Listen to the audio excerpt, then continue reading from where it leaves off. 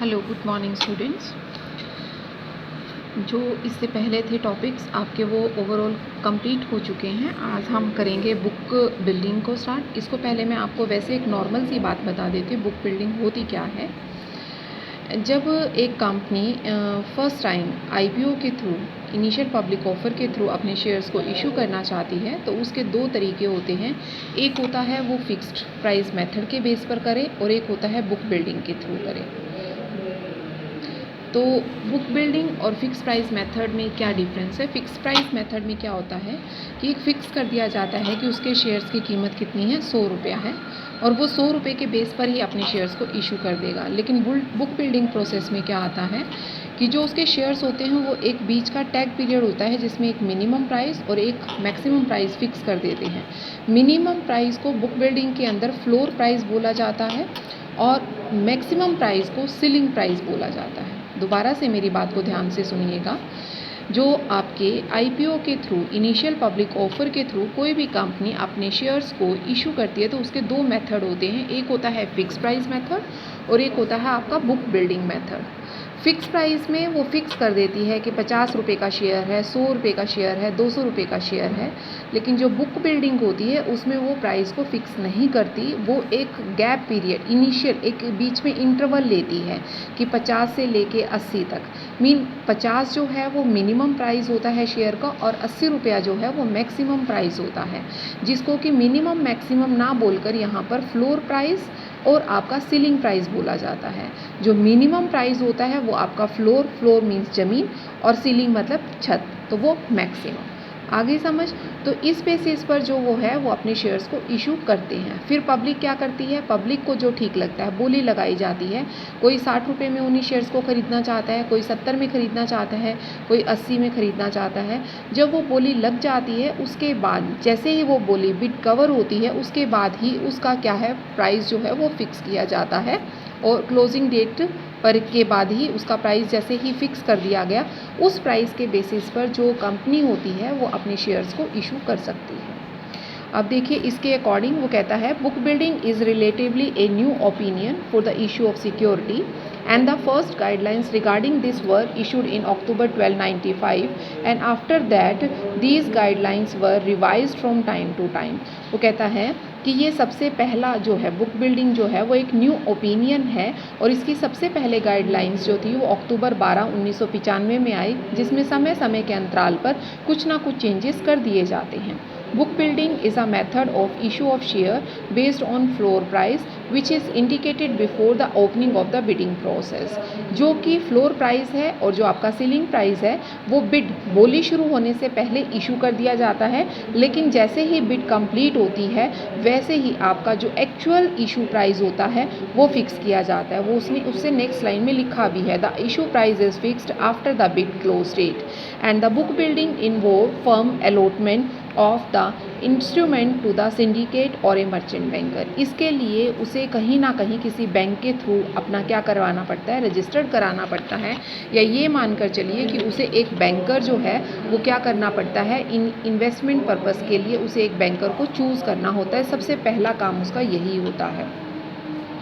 उसके बाद वो कहता है द लीड मर्चेंट बैंकर और the syndicate member of the issue will be nominated as a book runner by the issuer company. उसके बाद उसी पर्सन को एज अ बुक रनर बनाया जाता है इशू कंपनी का। And the book numbers runners has to circulate the copy of draft prospectus to the field with the SEBI and among the institutional buyer who are eligible for that. तो वो कहता है कि उसके बाद ही finalise किया जाता है आपकी जो लिस्ट होती है, फाइनल लिस्ट होती है, उसी के बेसिस पर आपको बाकी फिर क्या करना पड़ता है, अलॉटमेंट्स करनी पड़ती हैं। फिर उसके बाद वो कहता है जितने भी आपके ऑफर्स होते हैं वो सारे किसको भेज देता है, जो आपका रनर होता है। और रनर कौन है आपका, जो HDFC है या कोई भी मर्चेंट बैंक है या कोई सिंडिकेट बैंक है, वो आपका रनर होता है। वो उसका पूरा रिकॉर्ड तैयार करता है विद द नेम्स और नंबर्स ऑफ सिक्योरिटीज़ या शेयर्स जितने की उसकी डिमांड आई हो और जिस प्राइस पर आई है।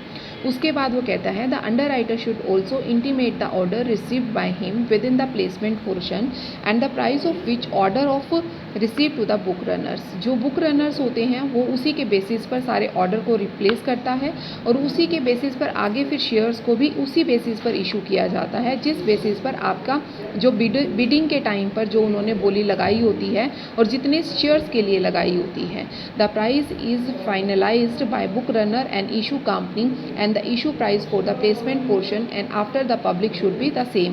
वो कहता है उसके बाद जैसे आपके पास सारे के सारी आ गई, बिडिंग आ गई, मान लो मैं ये कहती हूँ, जैसे इसका एक एग्जांपल देती हूँ, जैसे फॉर एग्जांपल कोई ABC कंपनी है, उसने अपने 500 शेयर इशू करने हैं, उसको फाइनलाइज नहीं पता कि उसके जो मार्केट वैल्यू है कितनी है, उसको अपने शेयर 50 रुपये में बेचने चाहिए या 100 में बेचने चाहिए, तो वो बुक बिल्डिंग के थ्रू जाएगा। सबसे पहला उसका काम होता है कि वो एक इन्वेस्टर बैंकर्स को चूज़ करता है। जैसे ही उसने इन्वेस्टर बैंकर को चूज़ किया, वो उसके बाद अपने शेयर्स को लॉन्च कर देता है। शेयर्स लॉन्च करेगा तो वो एक क्या करेगा, सीलिंग प्राइस और एक फ्लोर प्राइस फिक्स करके चलेगा। फ्लोर में वो क्या करेगा, मिनिमम रख देगा शेयर का प्राइस, मान लो उसने 50 रुपये रख दिया एक शेयर का प्राइस, और सीलिंग में क्या कर देगा, 80 कर देगा, 80 मीन मैक्सिमम रख देगा कि 80 से ऊपर नहीं हो सकता। अब 500 शेयर्स उसने इशू करने हैं तो वो क्या करेगा, उस 500 के लिए बोली लगवाएगा। अब बोली में ऐसा भी है कि 70 रुपये खरीदने वाले भी आएंगे, 60 रुपये के पर शेयर्स खरीदने वाले भी आएंगे और 50 रुपये खरीदने वाले। तो ये सारा काम जो है, जितने भी शेयर्स आएंगे, जो भी पर्सन उसमें इन्वेस्ट करना चाहते हैं, वो अपने सारे के सारे कौन करेगा, जो आपने फर्स्ट काम किया था, जो आपका इन्वेस्टर बैंकर था, वो उसकी पूरी लिस्ट तैयार करेगा विद द नेम और नंबर्स ऑफ सिक्योरिटी, कितनी चाहता है और कितने पर उसने बोली लगाई है। ये सारी चीज़ें आपका जो रनर, जो आपने बुक रनर बनाया है, वो इसको मेंटेन करेगा। उसके बाद कंपनी और बुक रनर उस पूरी लिस्ट को देखेंगे और उसके बाद एस्टिमेट लगाएंगे कि एक्चुअल में उसका एक एवरेज निकालेंगे कि एक्चुअल में जो वो 500 शेयर इशू करना चाहते हैं, मार्केट में कितने मैक्सिमम प्राइस पर वो उसको इशू कर देंगे। ठीक है, उसके बाद उस प्राइस को इशू किया जाता है और बिडिंग के जैसे ही बिडिंग का क्लोज होती है, उसके एकदम बाद ही उसको क्या कर दिया जाता है, मार्केट में पब्लिकली ऑफर कर दिया जाता है। अब देखो, कई बार आप लोग भी ये सोचेंगे कि जैसे हमारे पास IPO के पास 2 मेथड होते हैं, एक होता है फिक्स और एक होता है बुक बिल्डिंग। आप कहेंगे कि इससे बेटर तो फिक्स के थ्रू ही एक कंपनी जो है वो इशू कर सकती है अपने शेयर्स को। नहीं बेटा, देखो बुक बिल्डिंग कहाँ पर फ़ायदेमंद होती है। मान लो एक बिल्कुल ही इनिशियल लेवल पर अपने शेयर्स को इशू कर रही है, उसको ये नहीं पता कि मार्केट में उसके शेयर्स की वैल्यू क्या है। हो सकता है वो 50 में ऑफ़र करे, लेकिन लोग, ऐसा भी तो हो सकता है ना, उसके शेयर्स को 100 में भी खरीद लें।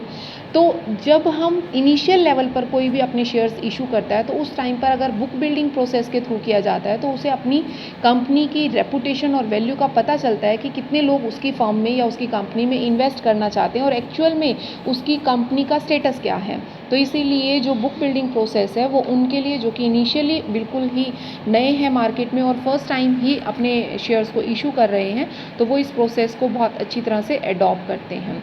उसके बाद वो कहता है, the book building is compulsory for those companies for IPO which don't have the specified track records of the profit. जिसके पास कोई प्रॉफिट ट्रैक रिकॉर्ड्स नहीं होता, क्योंकि इनिशियल पब्लिक ऑफर वही करेगी जो बिल्कुल इनिशियल होगी, तो इट मीन्स उसके पास प्रॉफिट नहीं होता, और प्रॉफिट नहीं होता तो वो अपनी कंपनी जो है वो IPO के थ्रू ही अपनी इशू करती है। And these company have allot 60% of the offer to the qualified QIB, qualified institutional buyer. इसकी फुल जो मीनिंग होता है qualified institutional buyers, such as the financial institutions हो सकते हैं, बैंक हो सकते हैं, या आपके म्यूचुअल फंड्स वगैरह हो सकते हैं। उसका 60% ही वो अलॉट कर सकता है, उससे ज़्यादा नहीं करता। और इस तरह के जो रूल्स बनाएगा वो आपके दोबारा से मॉडिफाई हुए थे, क्योंकि ये रूल्स कब बने थे, पहली बार ये रूल्स बने थे आपके 1995 में। उसके बाद इसमें टाइम के अकॉर्डिंग ही मॉडिफिकेशंस होते रहे और सितंबर 5, 1997 में बुक बिल्डिंग में फिर से मॉडिफाई किया गया सेबी के अकॉर्डिंग। सेबी ने कुछ और गाइडलाइंस इसके अंदर दी।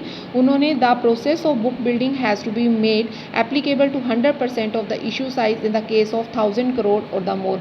अगर एक कंपनी 100 करोड़ से ऊपर की इन्वेस्टमेंट वाली कंपनी है, तो उस केस में सेबी ने 97 में एक नया रूल एप्लीकेबल किया कि आप 100% तक अपनी जो शेयर्स हैं उनको आप IPO में बुक बिल्डिंग के थ्रू इशू कर सकते हैं।